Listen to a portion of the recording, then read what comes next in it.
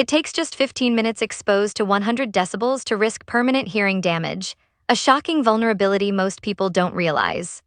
Imagine enduring that intensity all night, developing tinnitus or the agony of hyperacusis where every sound feels like an attack. The noise my stepdad subjected me to wasn't measured in decibels, but the motivation it forged was about pure survival. Living in that house felt like being trapped inside a giant speaker turned up too loud. It wasn't always shouting, though sometimes it was. More often, it was a constant hum of tension, a heavy feeling in the air that made it hard to breathe easy. My stepdad, he had a way of filling every room, even when he was silent. His expectations were like walls closing in, his disapproval a sharp sound that cut deeper than any shout. My mom seemed to just float through it, maybe hopping if she didn't make waves, the storm would pass. But the storm was always there, just waiting.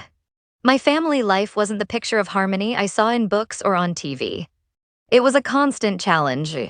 Simple things like doing homework or watching a show felt like navigating a minefield. Would he approve? Would he find fault?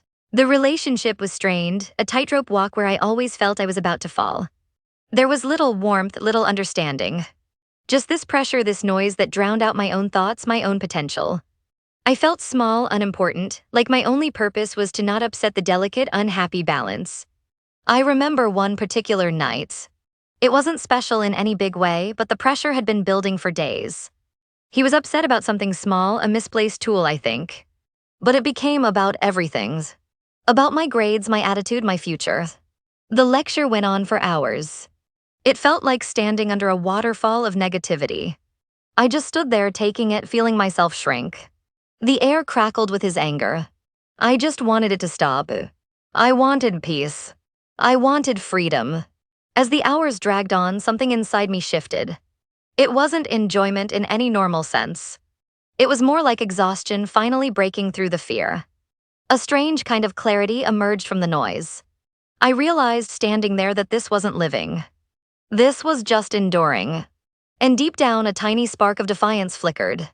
The motivation wasn't just survival anymore. It was a sudden, fierce determination to find a different life. To overcome this feeling of being trapped. It was the moment I stopped just hearing the noise and started planning how to escape it. In a strange way, the sheer awfulness of that night gave me the strength I didn't know I had. The enjoyment was the cold, hard realization that I would get out. I had to believe in myself because no one else seemed to. The next day felt different. The house was still tense, the noise was still there, but I had changed. I started focusing harder on my schoolwork, seeing it not just as learning, but as my ticket out. I found small ways to create my own quiet spaces, even if it was just putting on headphones and losing myself in music or studies. I started looking for help, finding a school counselor I could talk to, someone who offered support and understanding. It wasn't easy. There were setbacks, moments of doubt. But that night had lit a fire, a passion for a better future. This growth wasn't quick. It took time, patience, and a lot of internal struggle. Learning to trust my own voice after it had been drowned out for so long was a slow process. It involved healing from the constant criticism, rebuilding my self-worth piece by piece. I had to learn to set boundaries, small ones at first, then bigger ones. Each small victory, each step towards independence felt like a major achievement. It was empowering to realize I had agency, that I could shape my own future. Years later, I look back and see how that difficult environment forged a powerful resilience in me. The constant need to navigate tension gave me a unique perspective. The motivation born from pure survival pushed me to achieve things I might not have otherwise aimed for. I finished school, got a job, and eventually built a life for myself far away from that oppressive noise. I found my own harmony, my own sense of peace. My life now is filled with contentment and security I could only dream of back then. I have meaningful connections, real friendship, and the freedom to be myself without fear. I am grateful for the strength I discovered within myself, the courage to change my circumstances. It's a continuous journey of learning and becoming, but I am optimistic about the future.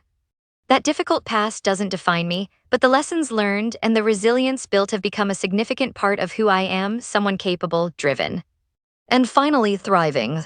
However, understanding the deep impact of such complex parent-child dynamics, especially in blended families, remains an ongoing process. Healing isn't always linear, and the echoes of that noise can sometimes reappear unexpectedly. There are still questions about forgiveness, rebuilding trust, and how these early experiences shape our adult relationships, aspects left unresolved. that require continued insight and awareness. If this story resonated with you, if you found inspiration or hope in this journey of overcoming adversity, please show your support.